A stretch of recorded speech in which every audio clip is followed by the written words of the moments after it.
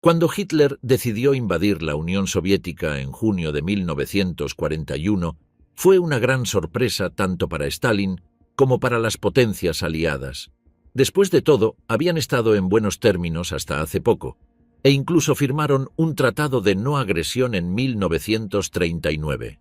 Sin embargo, Alemania ordenó a sus tropas invadir la nación vecina y avanzar contra Moscú, en lo que se conoció como la Operación Barbarroja. Durante la campaña, los alemanes se sorprendieron profundamente al descubrir que el Ejército Rojo había reclutado a tantas mujeres para luchar junto a los hombres.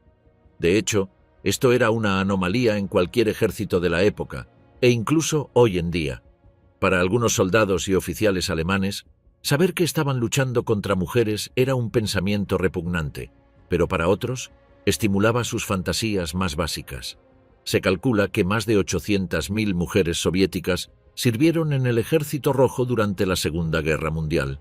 Las soldados femeninas que participaron directamente en combate lograron renombre internacional. Las pilotos de bombarderos nocturnos, conocidas como las brujas de la noche, y las francotiradoras como Lyudmila Pavlichenko y Roza Shanina son los ejemplos más extraordinarios de la participación femenina en la guerra. Entre 1941 y 1945 se desplegaron un total de 2.484 francotiradoras soviéticas y se estima que su número combinado de muertes fue de al menos 11.280. Al principio, cuando Alemania atacó a la Unión Soviética el 22 de junio de 1941, miles de mujeres se presentaron en las oficinas del Ejército Rojo para ofrecerse como voluntarias, pero la mayoría de ellas fueron rechazadas ya que no tenían experiencia en el campo de batalla. Sin embargo, tras las pérdidas masivas ante la Operación Barbarroja, las actitudes tuvieron que cambiar, lo que garantizó un papel mayor para las mujeres que querían luchar. El alto mando del Ejército Rojo permitió que las mujeres fueran reclutadas y fueron incorporadas en gran número a las unidades médicas y auxiliares, pero también a los batallones de combate. Sin embargo, más de la mitad de estas mujeres trabajaron en el servicio médico de las Fuerzas Armadas soviéticas. Representaban el 41% de los médicos de primera línea y el 100% del personal de enfermería.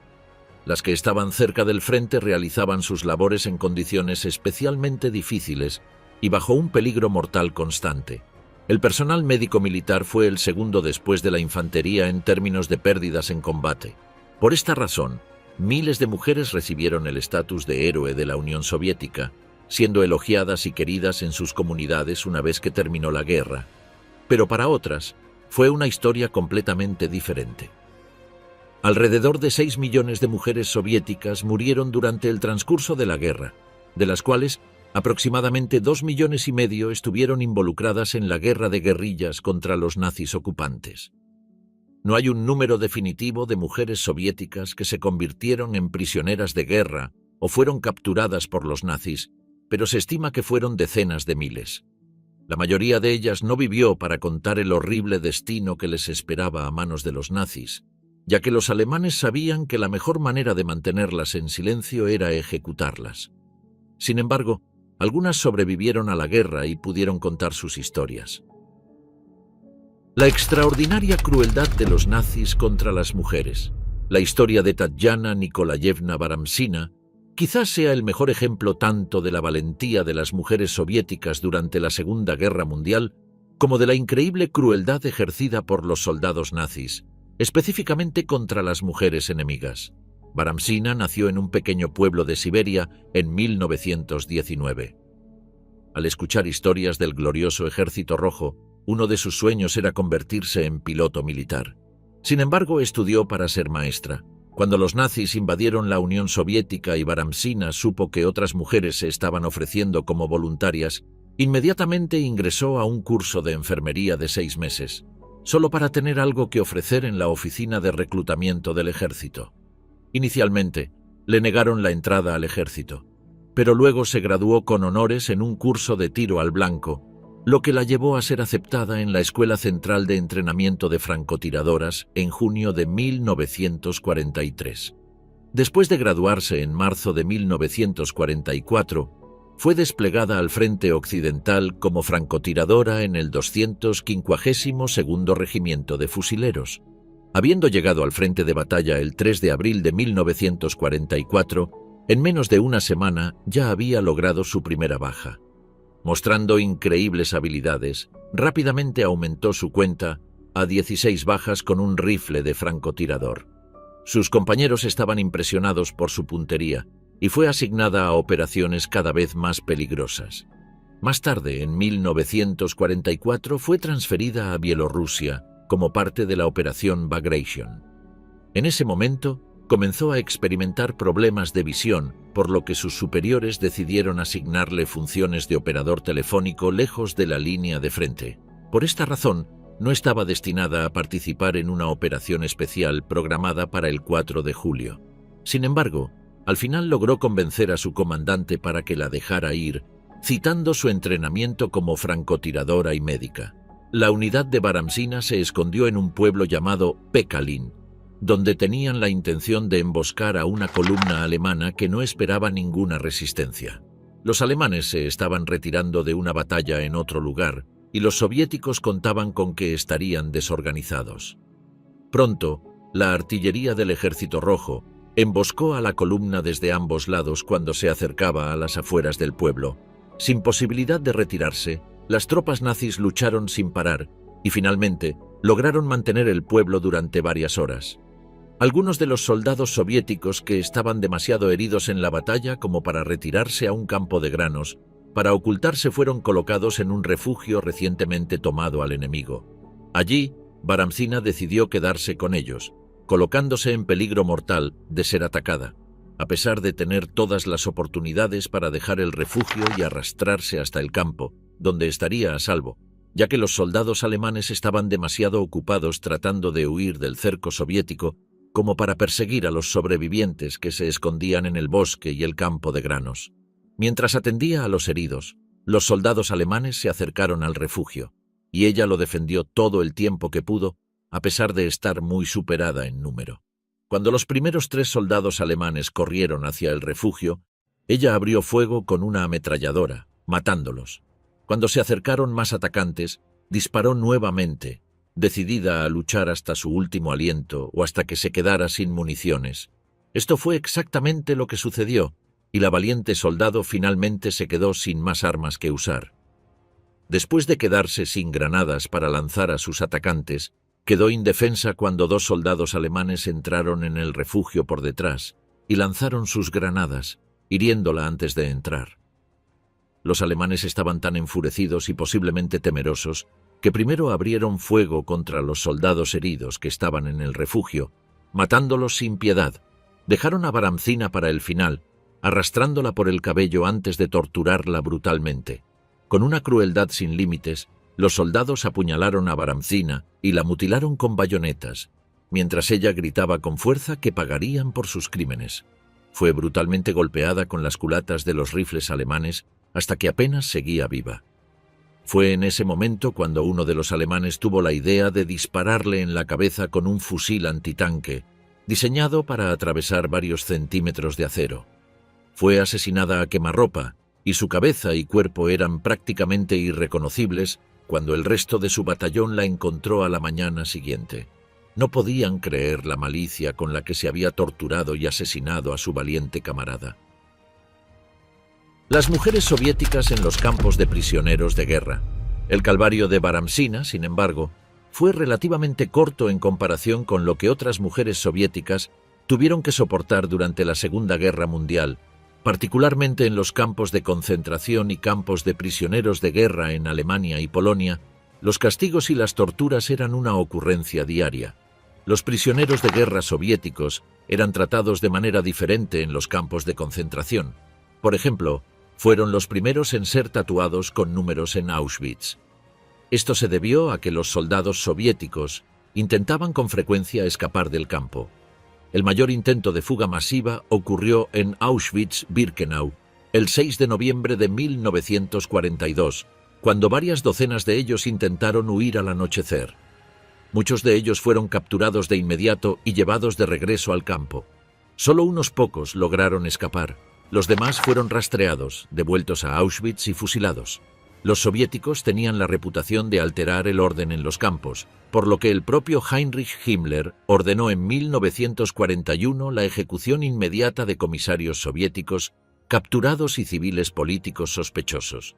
Más del 80% de las divisiones alemanas de primera línea que luchaban en el frente oriental llevaron a cabo esta orden ilegal, fusilando a un número estimado de entre 4.000 y 10.000 comisarios. Algunas divisiones, sabiendo perfectamente que cumplir con esta orden equivalía a cometer crímenes de guerra, optaron por enviar a los soldados y oficiales capturados a campos de concentración como Auschwitz y Treblinka, que estaban cerca del frente oriental. Los nazis también veían a las mujeres como perturbadoras. Por esta razón, Himmler también ordenó que las combatientes del ejército soviético fueran fusiladas al ser vistas, en lugar de ser capturadas y llevadas a los campos. Y nuevamente, aunque algunas unidades no ejecutaron a estas soldados femeninas, pocas sobrevivieron para llegar a los campos de prisioneros de guerra en Alemania o Polonia. Había otra razón para la crueldad con la que los prisioneros de guerra soviéticos, y especialmente las mujeres, eran tratados. El régimen nazi afirmaba que no estaba bajo ninguna obligación de brindar atención humana a los prisioneros de guerra del Ejército Rojo, ya que la Unión Soviética no había ratificado la Convención de Ginebra de 1929 sobre los prisioneros de guerra, ni había declarado específicamente su compromiso con la Convención de La Haya de 1907 sobre las reglas de guerra. Técnicamente, ambas naciones estaban, por lo tanto, sujetas solo a la Ley Internacional General de la Guerra tal como se había desarrollado en los tiempos modernos. Sin embargo, incluso bajo esa ley, los prisioneros de guerra debían ser protegidos.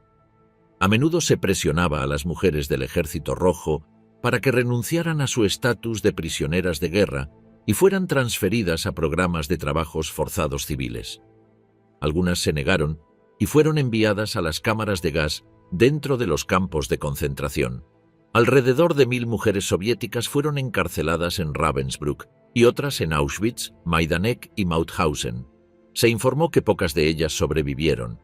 Cada mañana los guardias pasaban lista y hacían que todas las prisioneras formaran una fila frente a los barracones.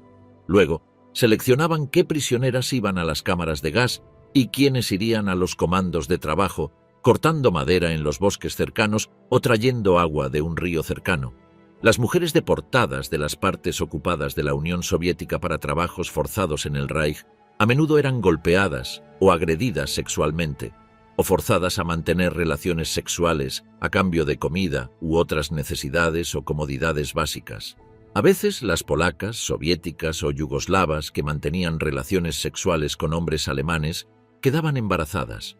Generalmente, las mujeres eran obligadas a abortar, enviadas a dar a luz en improvisados centros de maternidad donde las condiciones garantizaban la muerte de los bebés, o simplemente eran enviadas de regreso a la región de donde provenían sin comida ni atención médica. Los alemanes establecieron burdeles en algunos campos de concentración y de trabajo, y el ejército alemán operaba alrededor de 500 burdeles para soldados, en los que las mujeres soviéticas eran obligadas a realizar trabajos sexuales para los nazis. Según las leyes raciales alemanas de 1938, era ilegal para los arios alemanes tener relaciones sexuales con judíos, gitanos, romaníes, asiáticos y negros, pero las reglas eran menos estrictas cuando se trataba de relaciones sexuales con mujeres rusas. Por esta razón, los guardias de los campos de concentración alemanes sentían que podían hacer lo que quisieran con las prisioneras soviéticas. Muchas mujeres encarceladas en los campos de concentración crearon grupos informales de asistencia mutua que facilitaban la supervivencia mediante el intercambio de información, alimentos y ropa. Las mujeres soviéticas fueron entrenadas para hacer esto debido a los principios comunistas en los que fueron educadas. A menudo, los miembros de estos grupos provenían de la misma ciudad o provincia, tenían un nivel y estilo de educación similar, o compartían lazos familiares. Existen muchos informes de mujeres polacas y judías que afirmaban haber sobrevivido gracias a la ayuda de las mujeres soviéticas en los campos. Otras mujeres lograron sobrevivir cuando las autoridades del campo de las SS las asignaron a reparaciones de ropa, cocina, lavandería y destacamentos de limpieza. Otras más lograron sobrevivir gracias a otros hábitos repugnantes del personal de los campos alemanes. Un bloque en Auschwitz, llamado Canadá. Esclavitud sexual y brutalidad. La mayoría de las mujeres en Auschwitz tenían la cabeza afeitada, estaban desnutridas, gravemente enfermas o al borde de la muerte. Las demás, que aún eran consideradas atractivas por los guardias del campo, fueron enviadas a trabajar en un bloque conocido como Canadá. Las mujeres soviéticas eran consideradas particularmente hermosas por los soldados alemanes, por lo que muchas de ellas terminaron en este asqueroso edificio dentro de Auschwitz. El nombre del bloque provenía de las esperanzas y expectativas de los prisioneros, ya que Canadá se había convertido en un destino de fantasía para muchos europeos en ese momento. Se pensaba ampliamente que era un país rico en todo. En el Canadá dentro de Auschwitz, las mujeres tenían acceso a alimentos, podían disfrutar de algunos bienes básicos como cigarrillos y agua, y se les permitía ducharse con frecuencia. También se les permitía dejarse crecer el cabello. A cambio, tenían que hacer lo que los guardias les pidieran. Las mujeres que trabajaban en Canadá eran constantemente seguidas por hombres de las SS, no solo para supervisar su trabajo, sino también para robarles y muchas veces para agredirlas sexualmente. El comandante a cargo de las SS en Canadá había ordenado la construcción de un sistema de agua corriente en el edificio para que estas mujeres pudieran bañarse y estar más presentables para la voraz demanda de los oficiales, quienes decidían pervertir las leyes raciales nazis. El momento de la ducha era muy tentador para esos demonios con uniforme. Cada vez que veían a estas mujeres indefensas tratando de limpiar sus cuerpos, entraban para asaltarlas. Muchas de estas mujeres, aunque no experimentaban los castigos físicos diarios, las penurias y el hambre que sufrían otras, vivían un infierno diario de agresión constante. Para empeorar las cosas, muchas de ellas, después de haber sufrido los voraces apetitos sexuales de sus captores, eran obligadas a escribir postales explicando lo bien que eran tratadas en Auschwitz, para desmentir los rumores de que este era en realidad un campo de tortura y exterminio. Algunas de estas mujeres eran seleccionadas directamente de sus barracones. No era raro que los oficiales de las SS llegaran borrachos por la noche y seleccionaran a algunas de las chicas soviéticas más jóvenes para ser transferidas a Canadá. Hay muchos informes de las mismas chicas, llorando inconsolablemente al regresar a sus barracones. Otras, sin embargo, no regresaban y se quedaban en Canadá indefinidamente, al menos mientras los oficiales estuvieran contentos con ellas. Los hombres de las SS sentían que eran los dueños absolutos del destino de estas mujeres. Controlaban los aspectos sexuales, físicos y emocionales de sus vidas, haciéndolas sentir una humillación absoluta y constante. Desde que se aprobaron las leyes raciales alemanas en 1935, era ilegal, además de inmoral, que un alemán de raza pura se casara o incluso mantuviera relaciones sexuales con alguien de una raza inferior. Pero esto no impidió que los hombres de las SS atacaran noche tras noche a las chicas en Canadá. La certeza de impunidad y grandes cantidades de alcohol les daban a estos oficiales una sensación de omnipotencia. Creían que estaban por encima de la ley y, por lo tanto, podían hacer lo que quisieran con estas pobres mujeres judías. La tasa de supervivencia dentro de Canadá pudo haber sido más alta que en cualquier otro bloque de Auschwitz, pero el precio a pagar era demasiado alto. Varias ex prisioneras han testificado que habrían preferido morir antes que tener que pasar por el infierno que se vivía dentro de Canadá. Sin embargo, es posible que nunca sepamos realmente la verdad de lo que sucedió detrás de esos muros.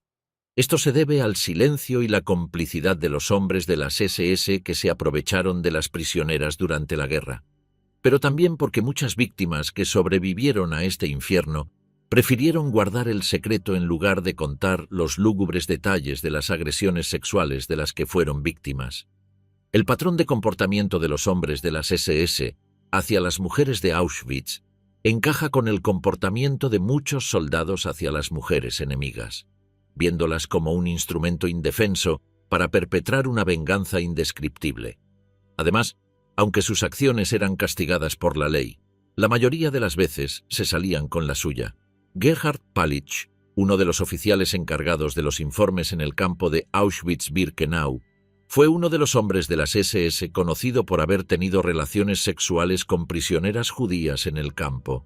Fue denunciado y arrestado, pero, casi con certeza, gracias a la influencia de Höss, fue castigado solo con ser transferido a un subcampo lejos de Auschwitz.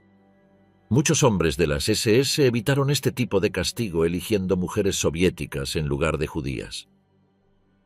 Las mujeres partisanas soviéticas, saboteando los planes nazis. Tan pronto como los nazis invadieron la Unión Soviética, la gente en la mayoría de las ciudades y pueblos se organizó para luchar contra los invasores. Las mujeres contribuyeron en gran número al movimiento partisano soviético, principalmente porque lo veían como una oportunidad para finalmente luchar por su país, después de que las oficinas de reclutamiento del Ejército Rojo usualmente las rechazaran. De hecho, muchas mujeres estuvieron entre las más famosas y heroicas partisanas, especialmente las más jóvenes. En octubre de 1941, una estudiante de secundaria de 18 años de Moscú llamada Zoya Kosmodemianskaya se ofreció como voluntaria para una unidad partisana. Junto con otros partisanos, Kosmodemianskaya marchó hacia el suroeste en dirección a Naro-Fominsk, cruzando la línea del frente hacia el territorio ocupado por los alemanes. Minaron carreteras y cortaron líneas de comunicación. El 27 de noviembre de 1941, Kosmodemianskaya recibió la misión de quemar el pueblo de Petrishchevo, donde estaba estacionado un regimiento de caballería alemán. Junto con sus compañeros partisanos Boris Krainov y Vasily Klubkov, prendió fuego a 3 casas en el pueblo, pero esto no fue suficiente, y fue capturada sola mientras intentaba quemar una 4ª casa.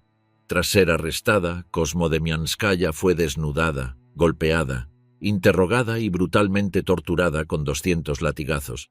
También quemaron varias partes de su cuerpo, pero ella se negó a dar ninguna información. A la mañana siguiente, la llevaron al centro del pueblo con un cartel alrededor de su cuello que decía «Quema casas». En la plaza central fue colgada y dejada allí para que todos la vieran. Kosmodemianskaya fue la primera mujer en ser nombrada heroína de la Unión Soviética durante la guerra, el 16 de febrero de 1942.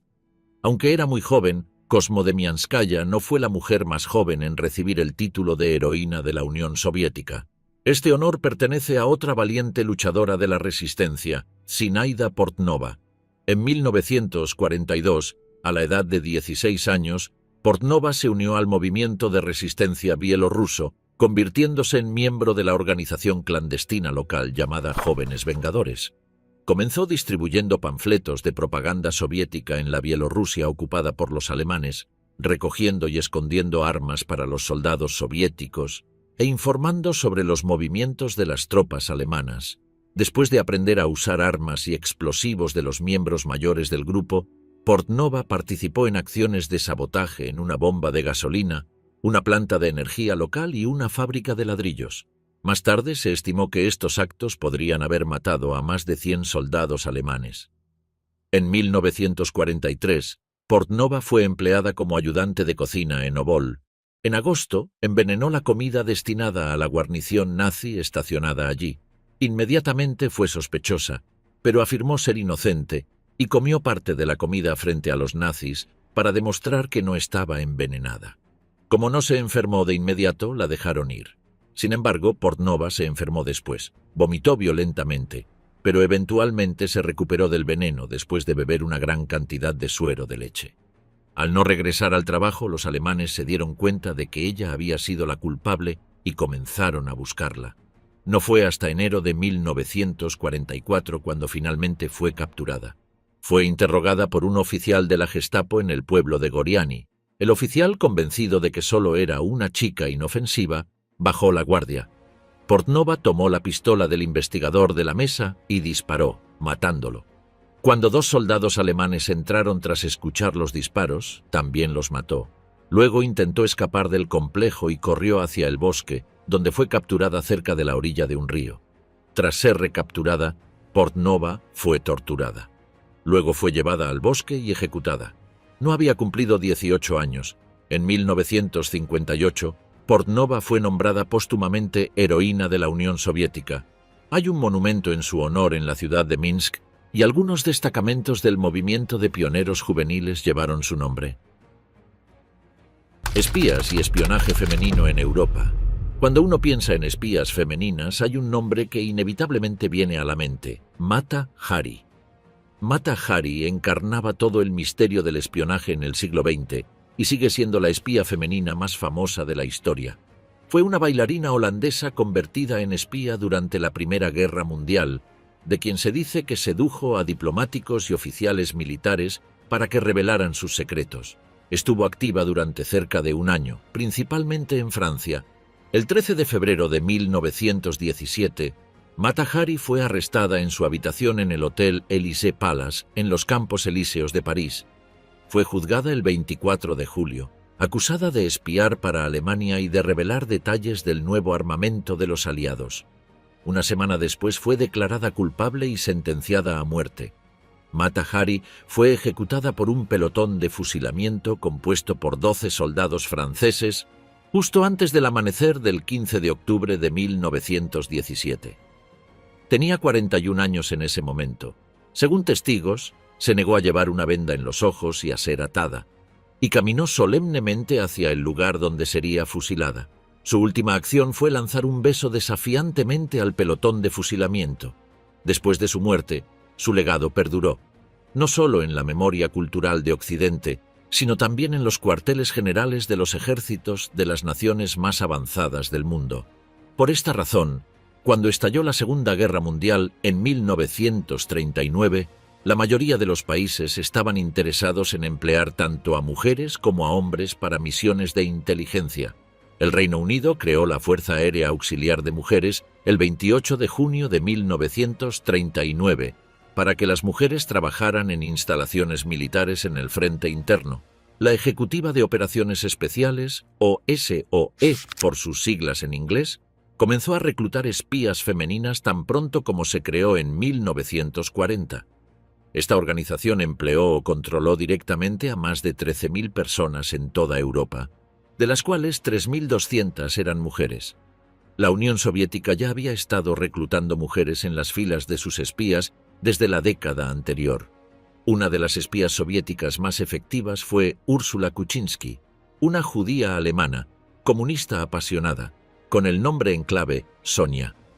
El agente soviético Richard Sorge reclutó a Kuczynski en Shanghái a principios de los años 30.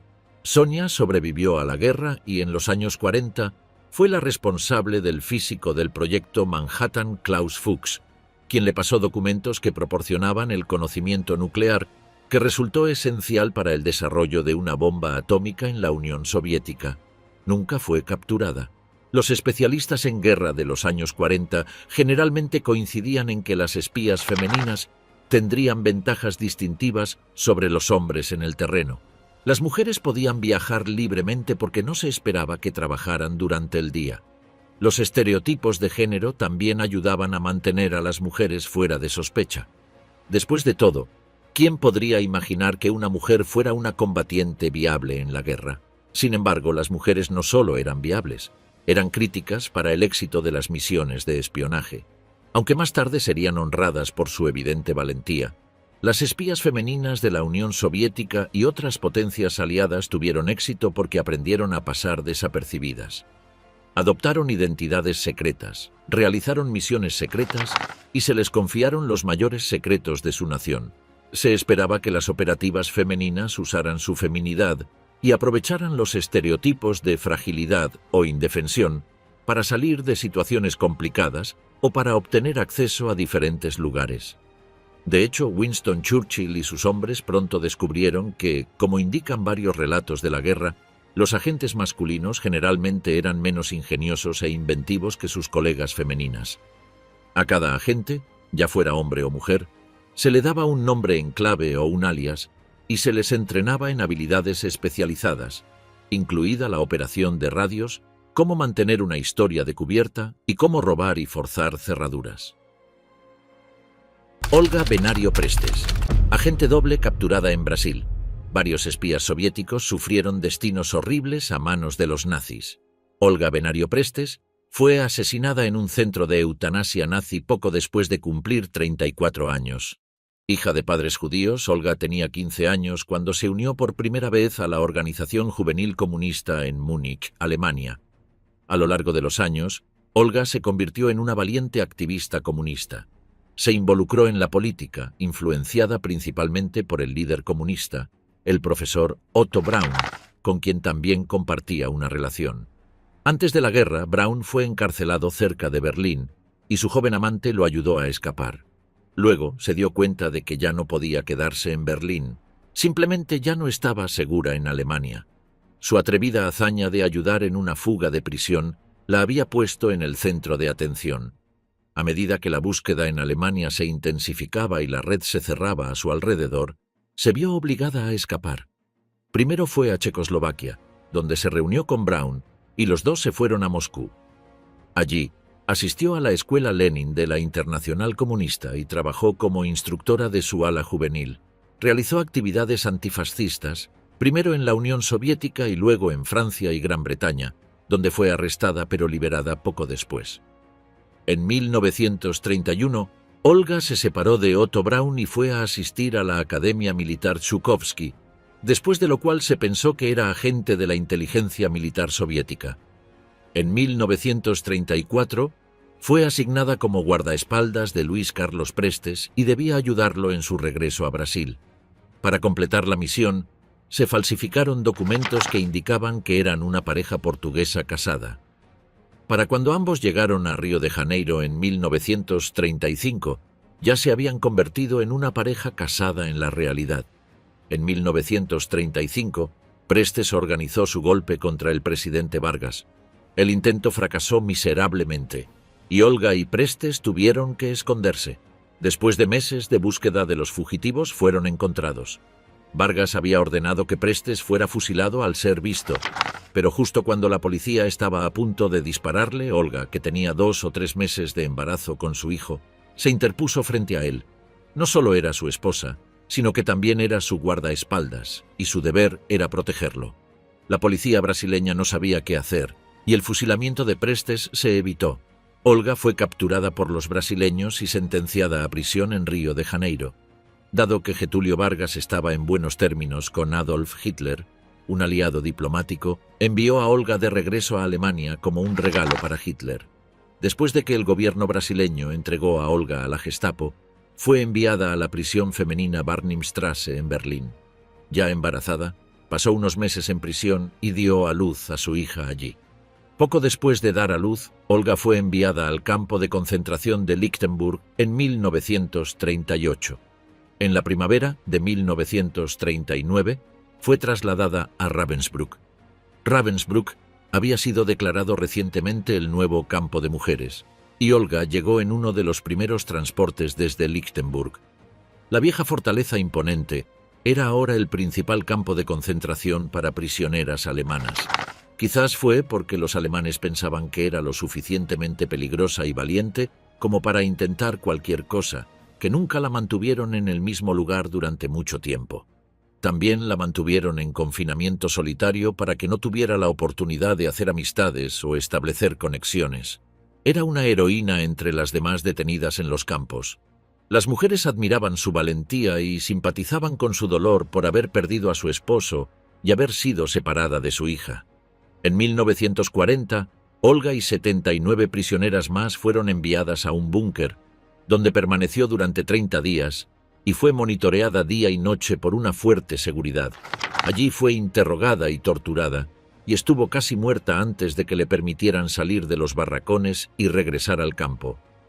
Al día siguiente, golpeada y magullada, fue a trabajar en un turno de 12 horas en la fábrica de Siemens. En febrero de 1942, se hizo un anuncio en el patio central de Ravensbrück.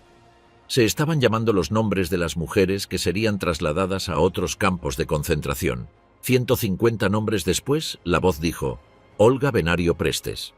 El traslado a otro campo de concentración fue una fachada para enviar a las mujeres al centro de eutanasia en Bernburg, donde fueron asesinadas. Olga escribió una última carta a su esposo y su hija, y 10 días después, ella, junto con las demás transferidas, subió a un camión y partió hacia Bernburg. Allí, fue asesinada en una cámara de gas. ¿Quiénes eran las valientes brujas de la noche de la Unión Soviética? La Unión Soviética fue una nación pionera en términos de igualdad de género.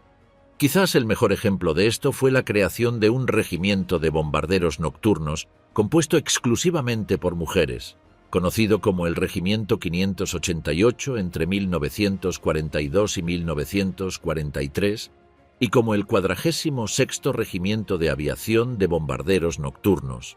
Desde ese momento hasta el final de la Segunda Guerra Mundial, los alemanes tenían un apodo para este aterrador grupo de mujeres pilotos, las Brujas de la Noche. El regimiento surgió cuando la mayor marina Raskova utilizó su posición y sus contactos personales con el líder soviético Joseph Stalin para obtener el permiso de formar unidades de combate femeninas. El combate facilitó e impulsó una aceptación a regañadientes de las mujeres en el ejército, basado más en la practicidad y la necesidad que en la igualdad.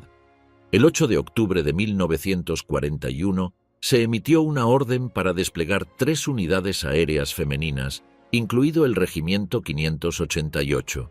El regimiento, formado por Raskova y dirigido por la mayor Yevdokiya Bershanskaya, estaba compuesto principalmente por mujeres voluntarias de entre 18 y 25 años. Las mujeres del Regimiento 588 rápidamente se hicieron conocidas por sus audaces hazañas. Una técnica de ataque de los bombarderos nocturnos consistía en apagar el motor cerca del objetivo y deslizarse hasta el punto de lanzamiento de la bomba, con solo el sonido del viento revelando su presencia. Los soldados alemanes pensaban que los aviones en ralentí se acercaban sonando como escobas, y por eso nombraron a las pilotos Brujas de la Noche.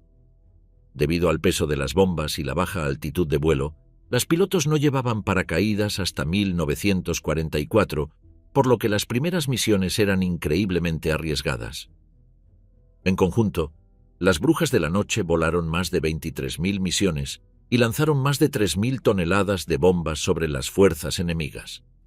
Ser piloto de guerra soviética era uno de los roles más peligrosos que una mujer podía tener. Aparte del riesgo de ser derribada, especialmente cuando los paracaídas no eran una ocurrencia común, los alemanes tenían la reputación de disparar a todos los pilotos que capturaban.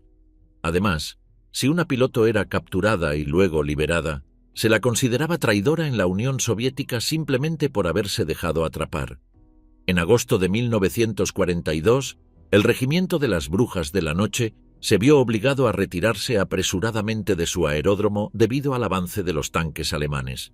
Cuando el resto del regimiento despegó, una ingeniera llamada Sofía Ozerkova, junto con la mecánica Glafira Kashirina y 2 pilotos, se quedaron hasta el último momento, esperando a que se terminaran las reparaciones de 2 aviones.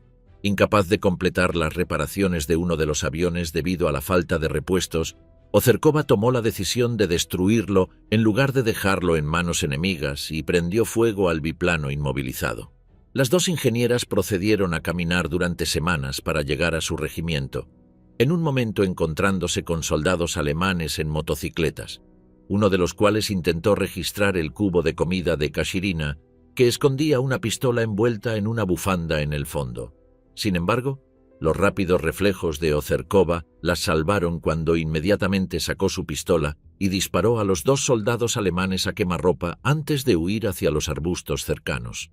Durante la odisea de aproximadamente 3 semanas, Kashirina se debilitó mucho debido al tifus. Finalmente, se reunieron con un contingente de soldados del Ejército Rojo en la zona, y al localizar al comandante, Ozerkova informó de su situación, luego llevó a Kashirina al hospital antes de regresar a su regimiento en coche. Al regresar al regimiento, fue recibida calurosamente por sus camaradas, especialmente por los técnicos que ella misma había entrenado. Pero la alegría duró poco. La policía militar le prohibió de repente volver a sus funciones e insistió en citarla para interrogarla, exigiendo saber cómo había evitado ser rodeada y dónde estaba su carné de miembro del Partido Comunista. Por razones obvias, ella no había querido ser identificada como miembro del partido si era registrada o capturada por los alemanes, por lo que había destruido el carné. A pesar de la honestidad de sus respuestas, fue sometida a un tribunal militar y sentenciada a muerte. Posteriormente fue encarcelada, le quitaron sus insignias de oficial y le raparon la cabeza. Rechazó las sugerencias de que escribiera una solicitud de indulto, pero fue salvada por la clemencia del mando superior después de que una revisión de su caso dejara sin efecto los cargos. La historia de Ozerkova y Kashirina es solo un ejemplo de lo valientes y leales a su país que fueron las brujas de la noche. Anna Yegorova, piloto intrépida y patriota soviética. ¿Qué les sucedía a los pilotos que eran capturados por los nazis? La historia de Anna Yegorova es quizás el mejor ejemplo del oscuro destino que esperaba a los pilotos caídos tanto en la Unión Soviética como en Alemania. Yegorova era solo una adolescente ayudando a cavar la primera línea de metro de Moscú, cuando se enteró de que el gobierno estaba reclutando a jóvenes para aprender a volar aviones para el ejército. En respuesta, el club aéreo cercano había comprado 4 aviones U-2 y 3 planeadores. Anna siempre había querido volar, por lo que se inscribió de inmediato, pero cuando le contó a su capataz en el metro, él no estaba muy entusiasmado. «Deja que los hombres se encarguen de volar», le dijo, pero Yegorova ignoró su consejo, y para el verano de 1941 no solo tenía su licencia de piloto, sino que también se había convertido en instructora de vuelo, trabajando en el club aéreo en Kalinin, a 160 kilómetros al noroeste de Moscú. La mayoría de sus estudiantes eran jóvenes. El 22 de junio de 1941, Anna estaba relajándose con 3 amigas en un bosque cerca de Kalinin, cuando se enteró de que los nazis habían invadido la Unión Soviética. Al enterarse de que el club aéreo de Kalinin se trasladaría a la retaguardia, tomó un tren a Moscú. Allí, le preguntó al coronel a cargo si podía ir al frente. No quería enviarla al frente y le sugirió que sería mucho más útil de regreso en Kalinin, entrenando a más pilotos. Pero Anna no aceptaría un no por respuesta. Finalmente cedió, pero cuando Anna llegó al club aéreo de Moscú, este había sido evacuado. Mientras se preguntaba qué hacer a continuación, Anna conoció a un teniente del 130º Escuadrón de Enlace Aéreo, una unidad compuesta exclusivamente por hombres que se dirigía a las líneas del frente en la sección sur de la guerra. Anna pidió unirse, y aunque al principio no estaba seguro de que aceptaran a una mujer entre todos los pilotos masculinos, revisó sus papeles y habilidades de vuelo. Pasó todos los exámenes y fue aceptada en el 130º Regimiento de Vuelo. 2 días después, recibió su U-2, un biplano hecho de madera y tela. Los U-2 eran lentos y altamente inflamables, pero podían aterrizar en pequeñas áreas y eran fáciles de maniobrar para salir del peligro. Además, Anna tenía amplia experiencia con los U-2 porque su club de vuelo en Kalinin tenía algunos de ellos. El trabajo principal de Anna era el reconocimiento y las comunicaciones. El Ejército Rojo sufría de falta de esfuerzos coordinados, por lo que a menudo formaba parte de los esfuerzos para mejorar la comunicación entre las diferentes unidades de combate. Un día, Anna recibió la orden de volar al primer cuerpo de caballería porque necesitaban una radio, pero cuando aterrizó en el pueblo designado, no los vio por ninguna parte. Dejando el avión en marcha, corrió hacia una cabaña cercana, golpeando la ventana para pedir información. Un anciano abrió la puerta. Cuando le preguntó por las tropas soviéticas, el hombre le advirtió que los alemanes habían llegado la noche anterior.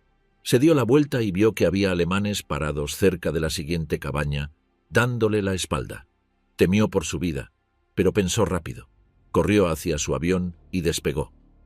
Debajo de ella, escuchó el crepitar de las ametralladoras. Miró hacia abajo.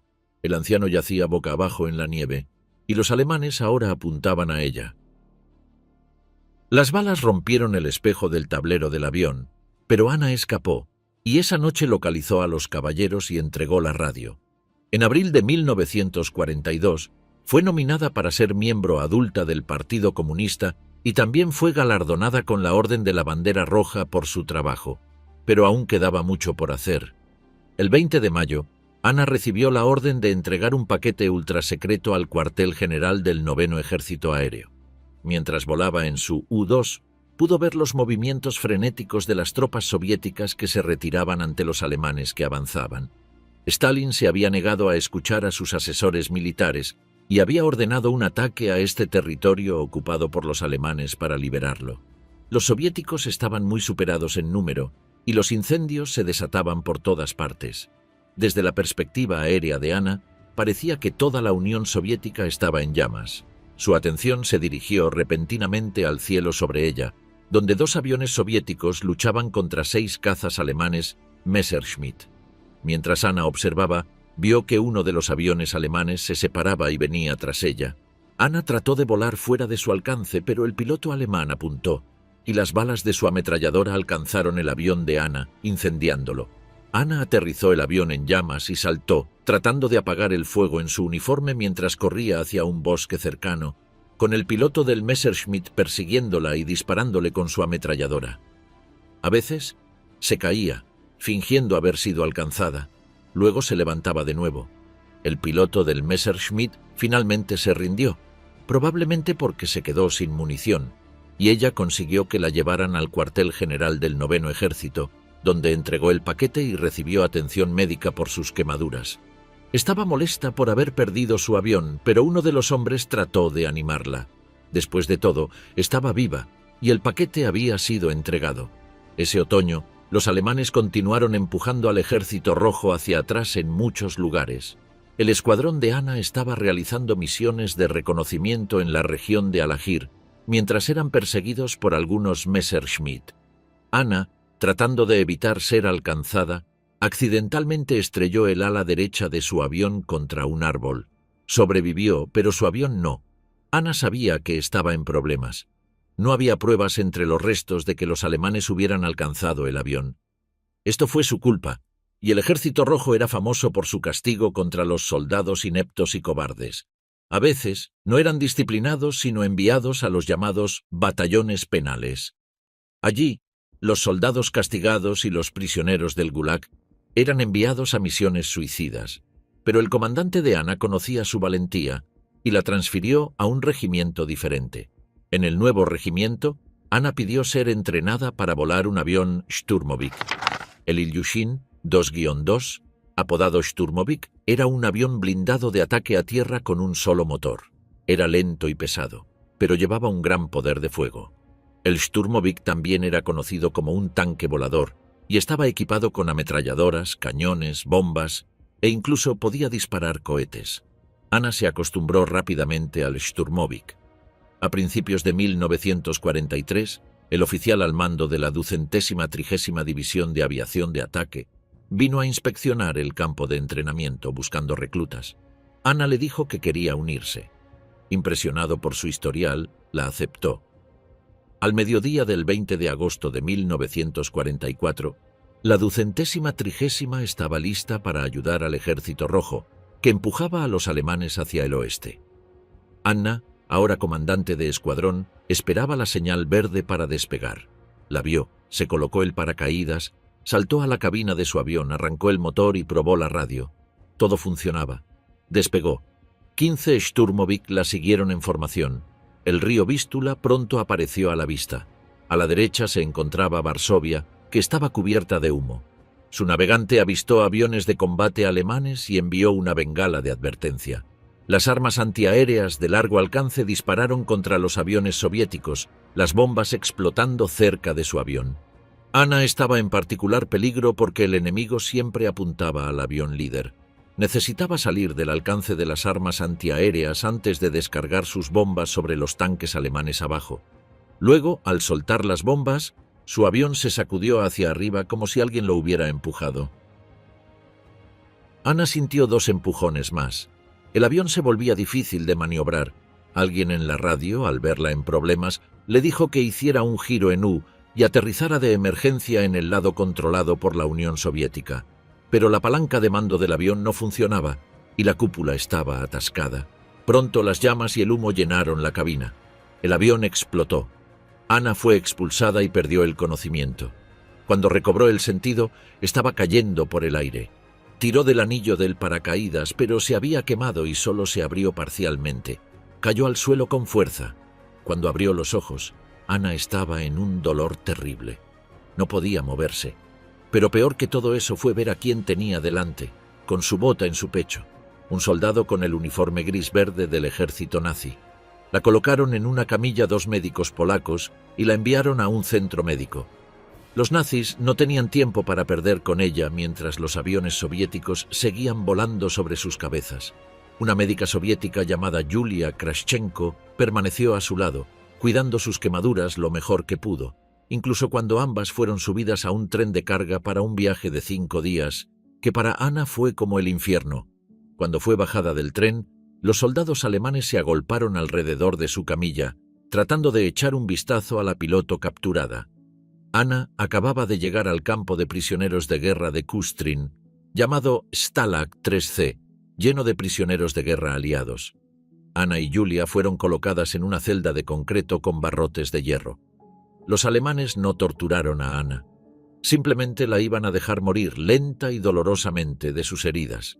El accidente había lesionado su columna vertebral, cabeza, brazos, piernas y costillas, y había quemado la piel de sus piernas y pies. Pero había un cirujano habilidoso en el campo, un prisionero soviético llamado Georgi Fyodorovich Sinyakov. Exigió tratar a Anna, como el doctor. Sinyakov había curado una vez al hijo de un oficial de la Gestapo, se le concedió su deseo. Los prisioneros del campo se unieron para apoyar a Anna, y muchos le dieron al doctor sus paquetes de la Cruz Roja y le hicieron pequeños regalos. El doctor Sinyakov salvó la vida de Anna. Luego, sin previo aviso, fue reemplazado por un médico alemán que le cambiaba las vendas en un frío silencio. Julia fue fusilada por discutir con un oficial de las SS que intentó tentar a Anna para que se volviera contra los soviéticos. Anna estaba completamente sola. El 31 de enero de 1945, cuando el Ejército Rojo derrotó a los alemanes en la batalla de Kustrin, el campo de prisioneros fue liberado. Todos los prisioneros del campo fueron enviados a la ciudad de Landsberg. Aunque para ese momento Anna había volado en más de 270 misiones y debería haber sido considerada una heroína, fue encarcelada con prisioneros de guerra alemanes, ya que todos los prisioneros de guerra soviéticos eran considerados traidores por haber sido capturados. El comandante de esta rama mantuvo a Anna despierta toda la noche, acusándola de ser espía alemana. Dijera lo que dijera, no la creía y la llamaba perra alemana. Al 11º día de este interrogatorio, Anna reunió lo poco de fuerzas que le quedaban, corrió escaleras arriba hacia las habitaciones del comandante y gritó: «¿Cuándo vas a dejar de atormentarme? Máteme si quiere, pero no dejaré que me atormente más». Anna cayó inconsciente. Cuando volvió en sí, le dijeron que los médicos del campo de Kustrin se habían acercado al comandante en su nombre, dando fe de su inocencia. Anna fue liberada de las acusaciones falsas. Le ofrecieron quedarse en el campo y trabajar con ellos, pero todo lo que quería era encontrar su regimiento, que se suponía estaba luchando en algún lugar cercano. La dejaron ir y encontró el regimiento, pero se sintió decepcionada cuando los médicos militares soviéticos la declararon físicamente incapaz de volar. Cuando la guerra finalmente terminó, Anna regresó a casa para descubrir que su madre había celebrado un servicio fúnebre por ella. Le habían dicho que su hija había muerto en combate. En 1965, Anna fue honrada por su trabajo en tiempos de guerra con la Medalla de Oro de Héroe de la Unión Soviética. El honor le había sido concedido póstumamente en 1944, pero cuando se descubrió que había sobrevivido al accidente y había sido hecha prisionera, le fue revocado. No solo eso, sino que también le revocaron su licencia del Partido Comunista, nuevamente, porque los prisioneros de guerra eran considerados traidores al régimen. Los verdaderos héroes se suponía que morían en combate o eran torturados hasta la muerte, pero no sobrevivían a los campos de la muerte y volvían a la Unión Soviética. Quizás haya miles de historias de mujeres soviéticas que fueron hechas prisioneras por los nazis y la Unión Soviética les dio la espalda, impidiéndonos saber lo que realmente les sucedió cuando fueron capturadas. Conclusión. Las mujeres soviéticas demostraron a lo largo de la Segunda Guerra Mundial una valentía asombrosa, lo que las convirtió en enemigas feroces para los nazis. Fueron temidas y odiadas por igual, y por esta razón recibieron un castigo severo cuando caían en manos de los alemanes. A pesar de esto, las mujeres soviéticas eran apreciadas por su belleza, por lo que estaban constantemente sujetas a agresiones sexuales, especialmente en los campos de concentración nazis. Otras simplemente eran fusiladas al ser vistas, asesinadas de maneras horribles o torturadas hasta la muerte. La mayoría de las mujeres soviéticas que lograron escapar de los nazis Exigían regresar a la línea de frente para luchar de inmediato, incluso cuando estaban soportando un dolor tremendo por sus heridas. Sus historias deben servir como un recordatorio de los riesgos que estas mujeres asumieron al infiltrarse en territorio enemigo. Algunas de ellas regresaron al campo de batalla incluso cuando ya habían logrado escapar una vez. Estas mujeres dieron sus vidas por el bien mayor de una Europa pacífica y un mundo libre del fascismo. Que sus historias heroicas e increíbles sirvan de recordatorio de que nuestro mundo hoy es lo que es gracias a ellas, y a las cientos de heroínas anónimas cuyos nombres e historias no sobrevivieron la prueba del tiempo.